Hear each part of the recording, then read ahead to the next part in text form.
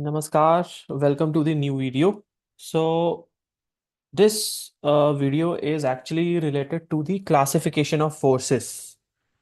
तो इसमें हम लोग एक्चुअली में फोर्स को डिफरेंट पार्ट में देखेंगे कि कैसे कैसे फोर्स को जो है वो डिवाइड करते हैं इन टर्म्स ऑफ से कि किस तरह का एक्चुअली में फोर्स लग रहा है। तो उसमें सबसे पहला पॉइंट है कि force can be of one type, like उसका है टाइप एक्सटर्नल फोर्स। तो ऐसा फोर्स जो एक्सटर्नल फोर्स कब होगा, जब कि कोई फोर्स जो है किसी बॉडी के ऊपर बाहर से लग रहा होगा तो उसे हम एक्सटर्नल फोर्स बोलते हैं। जैसे कि ये डायग्राम मैंने बहुत बार दिखाया है। तो इसमें से ये बॉडी है और उसके ऊपर ये फोर्स 10 न्यूटन बाहर से लग रहा है। So this is actually a external force. उसके बाद आता है internal force. So internal force क्या कैसे आता है से मैंने किसी बॉडी के ऊपर ये एक मैंने यहाँ पे एक आप बोल सकते हो GIF दिखाया हुआ है। तो इसमें आप देख सकते हैं कि हम इस रॉड के ऊपर, ये काइंड ऑफ रोड है, उसके ऊपर ये ग्रीन कलर के दो एरोज देख रहे हो, तो हम इसके ऊपर बाहर से फोर्स लगा रहे हैं।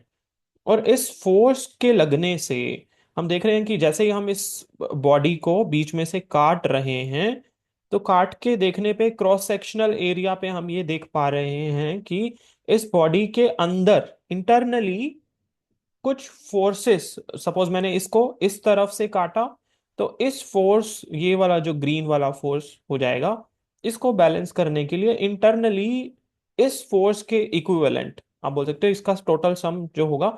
तो यहाँ पे कुछ इंटरनल फोर्सेस जनरेट हो जाएंगे, जो इंटरनल फोर्सेस का सम भी इस एक्सटर्नली फोर्स के बराबर होगा। तो ये इंटरनल फोर्सेस क्यों जनरेट हो रहे हैं? क्योंकि ये पर्टिकुलर बॉडी जो है वो डिफॉर्म नहीं होना चाहती, वो अपनी साइज को चेंज नहीं करना चाहती।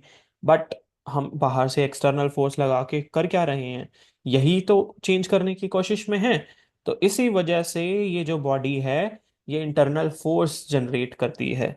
तो this is known as internal force, जो कि डिफॉर्मेशन को रेजिस्ट करने के लिए, मतलब रोकने के लिए, या फिर शेप को चेंज करने को रोकने के लिए जो बॉडी खुद से जनरेट करती है, उसे हम इंटरनल फोर्सेस बोलते हैं।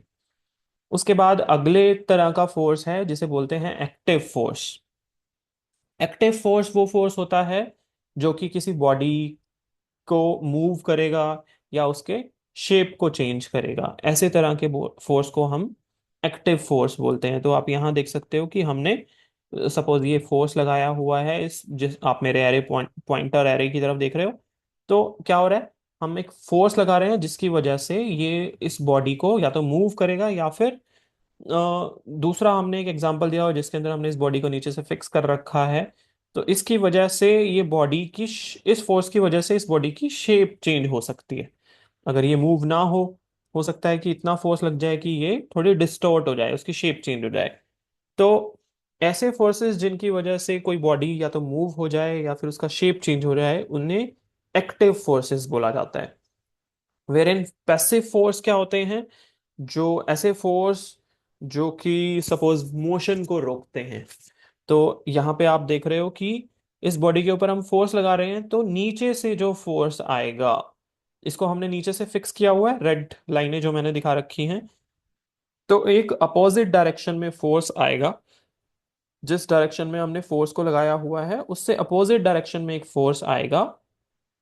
और इस फोर्स की वजह से, जो अपोजिट डायरेक्शन में आ रहा है उसकी वजह से, ये बॉडी का मोशन रुकेगा। मतलब इस पी फोर्स जो हमने बाहर से अप्लाई कर रखा है उसकी वजह से तो ये बॉडी एक्चुअली में मोशन में आना चाहती है। वेरिन जो नीचे से फोर्स सरफेस और बॉडी के कांटेक्ट की वजह से आ रहा है, उसकी वजह से ये बॉडी मोशन में नहीं आएगी, रुकेगी। तो ऐसे फोर्स जिसकी वजह से मोशन में बॉडी नहीं आए, उसे पैसिव फोर्स बोला जाता है। ये एक्चुअली में जब हम थर्ड यूनिट पढ़ेंगे तो उसमें फ्रिक्शन को देखेंगे कि ऐसा क्यों आ रहा है। एक और फोर्स है डिफॉर्मेशन ऑफ अ बॉडी को, जो रोकता है।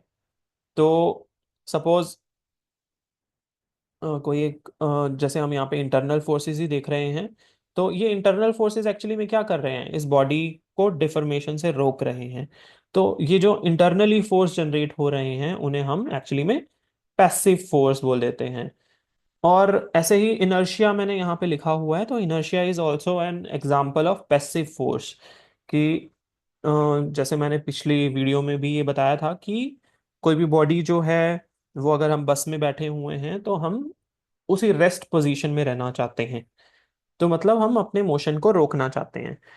और इनर्शिया क्या करता है, उसी की वजह से हम, जो बॉडी है वो वहीं पे, जहाँ पे है वो वहीं पे रहेगी। लेकिन अगर हम जैसे उसके ऊपर बाहर से कुछ फोर्स लग रहा है तो उसकी वजह से हमें एक झटका मिल रहा है।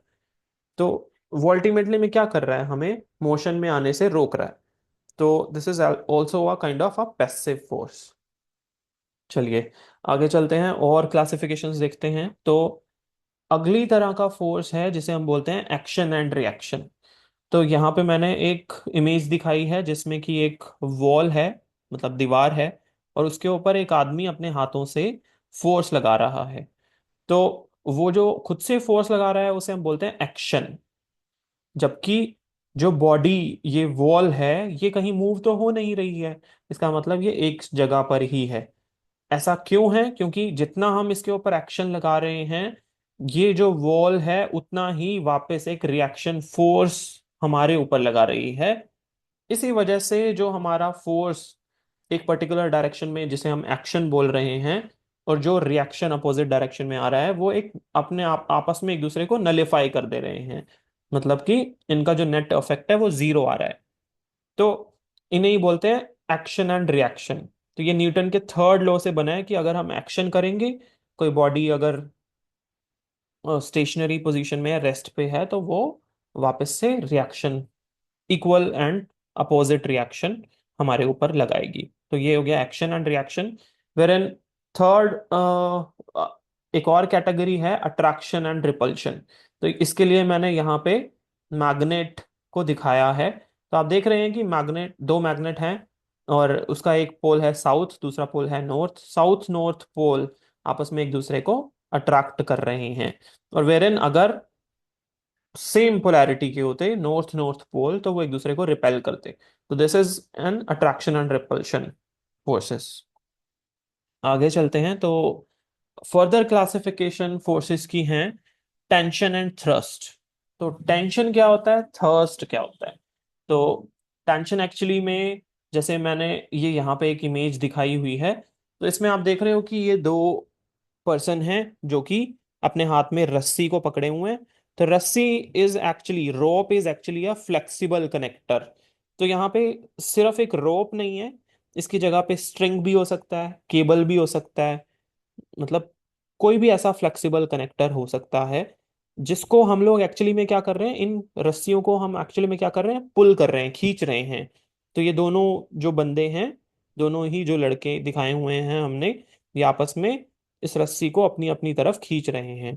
तो इसकी वजह से जो ये टी फोर्स, दोनों इनके खींचने की वजह, ये फोर्स एफ लगा रहे हैं, तो उसकी वजह से इस बॉडी के, आप बोल सकते हो इस रोप के अंदर टी फोर्स जनरेट हो रहा है, जो कि इक्वल एंड अपोजिट है, जो कि जितना की फोर्स ये इंसान लगा रहे हैं।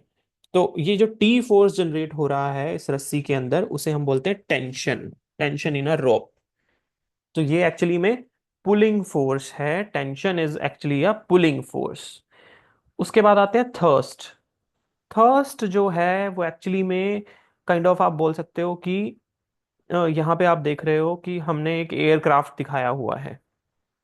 तो एयरक्राफ्ट हो या फिर कोई स्टीम इंजन हो, या फिर कोई एक शिप लगा लो जो पानी के अंदर चल रही है, उसको अगर हमें खींच के आगे की तरफ लेके जाना है, धक्का लगाते हुए आगे की तरफ लेके जाना है, तो काइंड ऑफ हम यहाँ क्या कर रहे हैं, पीछे से प्रोपेलर को चलाते हैं, जेट चलता है, उस जेट की वजह से एक काइंड ऑफ धक्का इसके ऊपर लगता है, पुशिंग इफेक्ट इसके ऊपर होता है, जिसकी वजह से जो मेरा एयरक्राफ्ट है वो हवा में आगे की तरफ जाता है। तो ये जो अफेक्ट हो रहा है एक्चुअली में, जिसकी वजह से मेरा जो ये एयरक्राफ्ट है, या इंजन है, या फिर कोई मोटर है, वो आगे की तरफ प्रोपेल हो रही है, पुशिंग अफेक्ट एक जनरेट हो रहा है, उसे हम थर्स्ट बोलते हैं। तो एप्लीकेशन पॉइंट ऑफ व्यू से हम बोल सकते हैं कि जहाँ पे भी फ्लेक्सिबल कनेक्टर्स आएंगे, वहाँ पे जो फोर्स जनरेट होता है उसे टेंशन बोलते हैं।